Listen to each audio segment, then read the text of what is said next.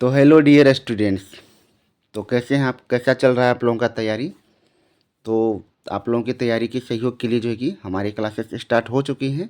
Bottom to top हम लोगों को पहुंचना है, मतलब जीरो से हीरो, यानी जो कि बेसिक से एकदम टॉप लेवल पर जाना है। तो सबसे पहले हम लोगों ने जो शुरू किया है क्लासेस वो मैथमेटिक्स के लिए है। उसके बाद हम लोग फिर साइंस का सब्जेक्ट भी शुरू करेंगे अल्टरनेटिवली।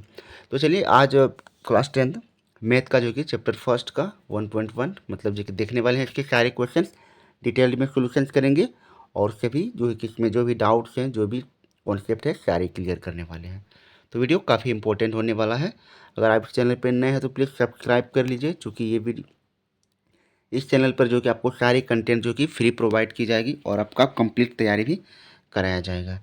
चलिए तो फर्स्ट क्वेश्चन देखते हैं।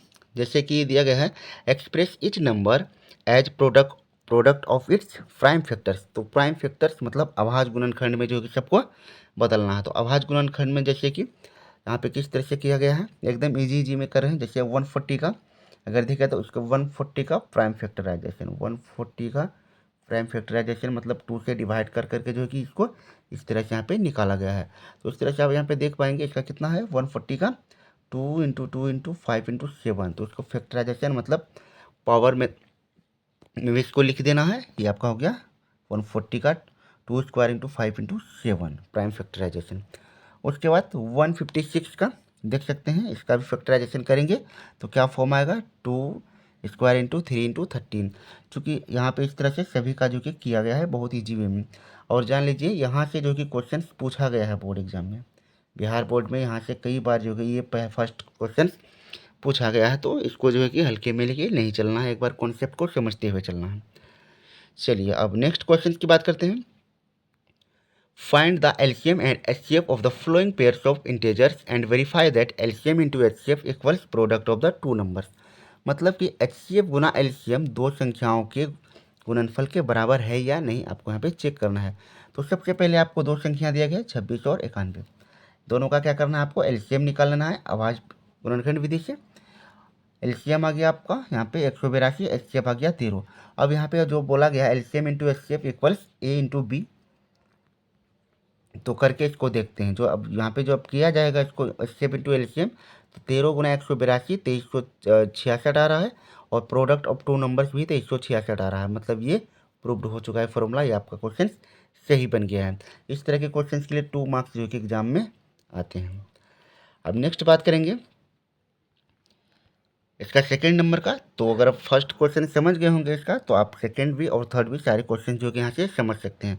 अगर आपको किसी भी क्वेश्चन में अगर डाउट हो तो आप क्वेश्चन नंबर के साथ जो है कि कमेंट कीजिएगा, आपको जो उसको फिर से समझा दिया जाएगा, बता दिया जाएगा। चलिए तो नेक्स्ट क्वेश्चन देखते हैं आप लोग।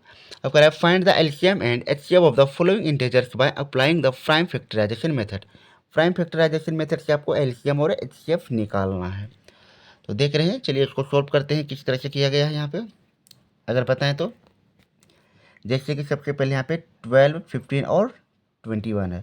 तो यहाँ पे 12 का फैक्टराइजेशन सबसे पहले हम लोग करेंगे। क्या इसको लिख सकते हैं, 2 × 2 × 3 लिख सकते हैं। उसके बाद 15 को हम लोग यहाँ क्या लिख सकते हैं, इसको लिख सकते हैं 3 × 5। उसके बाद फिर आपका 21 को क्या लिख सकते हैं, 3 × 7। तो एलसीएम के लिए आपको, एचसीएफ के लिए आपको क्या करना है, जितने भी कॉमन फैक्टर्स हैं सबका गुणा कर देना है। एचसीएफ के लिए तो एचसीएफ इस तरह से देख सकते हैं, यहाँ पे आपका 3 आया हुआ है, जो कि कॉमन फैक्टर सब में जो कि 3 ही आपको नजर आएगा।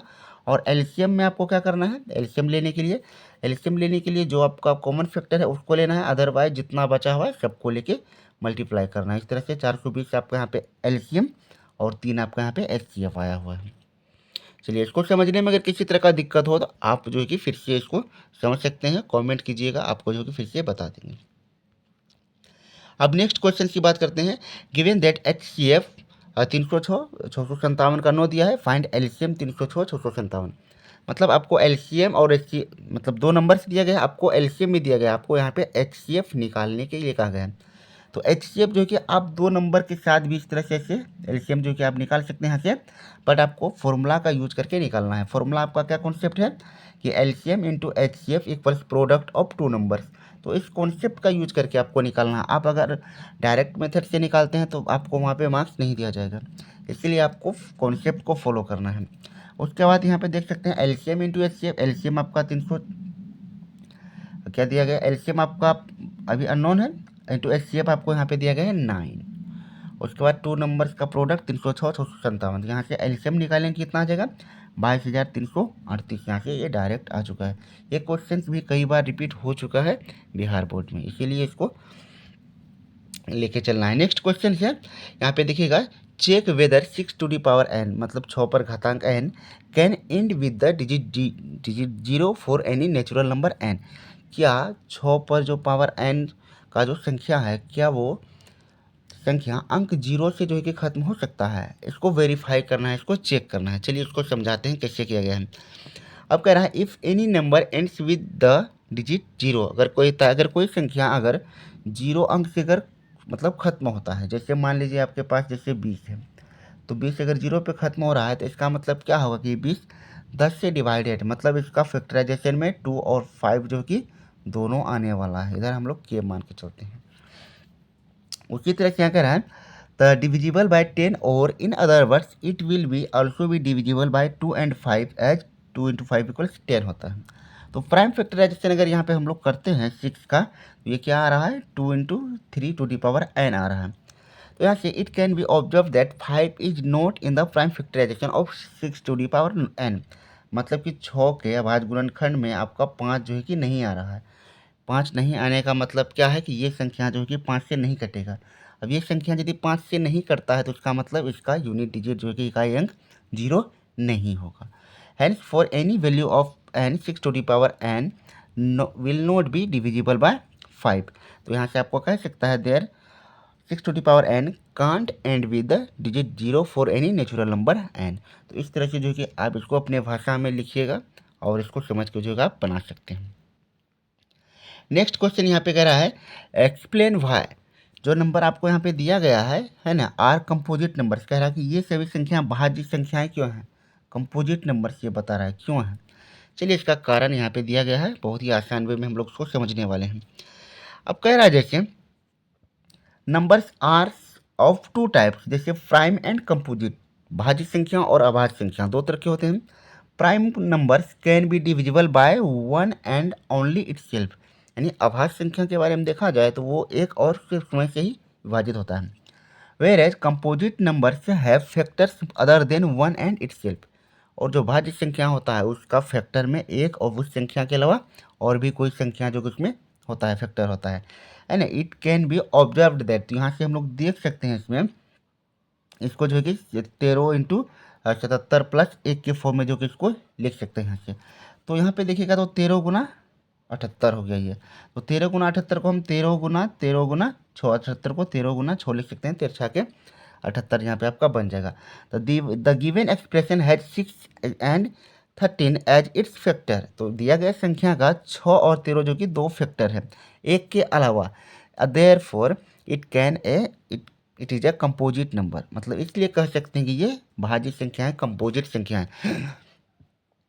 क्योंकि भाज्य संख्या की अगर परिभाषा देखें तो उसमें जो कि 2 से अधिक गुणनखंड होते हैं। तो यहाँ पर भी आपका 6, 13 और 1 आ रहा है, इसलिए ये भाज्य संख्या, इसलिए कंपोजिट नंबर्स हैं। और ये कंपोजिट नंबर्स कितना बन रहा है टोटली, यहाँ पे आपको यहाँ पे निकाल के दिया गया है 1009। कैन, उसके बाद कह रहे can't be factorization further, therefore the given expression has 5 and इतना as it's factors, hence it is a composite number. इस तरह से यहाँ पे बताया गया। तो चलिए अब इस एक्सरसाइज का नेक्स्ट क्वेश्चन देखते हैं। कह रहा है कि there is a circular path around a sport field, Sonia takes 18 minutes to drive 1 round of the field while Ravi takes 12 minutes for the same. Suppose they both start at the same point and at the same time and go in the same directions. After how many minutes will they meet again at the starting point? कह रहा है कि एक सोनिया है और एक जो है कि यहाँ पे रवि है। सोनिया 18 मिनट, उसके बाद रवि 12 मिनट लेता है किसी सर्कुलर पार्ट मतलब वृत्ताकार पार्क के चक्कर लगाने में। तो यहाँ पे पूछ रहा है कि वे दोनों एक साथ कब मिलेंगे, मतलब आप समझ पा रहे हैं दोनों में का जो है कि लिस्ट कॉमन मल्टीपल यानी कि एलसीएम यहाँ पे आपको इसका पूछा गया है। डायरेक्ट कॉन्सेप्ट है इसका उसको बनाने का, तो यहाँ से आप इसका एलसीएम डायरेक्ट निकाल सकते हैं। एलसीएम 36 मिनट्स आ रहा होगा आपका आंसर, जो कि एकदम करेक्ट है। तो इस एक्सरसाइज के सारे क्वेश्चन हम लोगों ने कर लिए। तो आप लोग प्लीज़ फीडबैक दीजिएगा कि क्वेश्चन जो हम लोग सॉल्व कर रहे हैं किस तरह से आप लोगों को अच्छा लग रहा है, या फिर किसी तरह की दिक्कत हो रही है तो प्लीज़ कमेंट ज़रूर कीजिएगा और चैनल को जो कि सब्सक्राइब कर लीजिएगा, क्योंकि आपके जो कि हमारे चैनल के थ्रू से जो कि काफ़ी जो कि अच्छी तैयारी जो कि कराई जाएगी। मिलेंगे फिर नेक्स्ट एक्सरसाइज में। जय हिंद।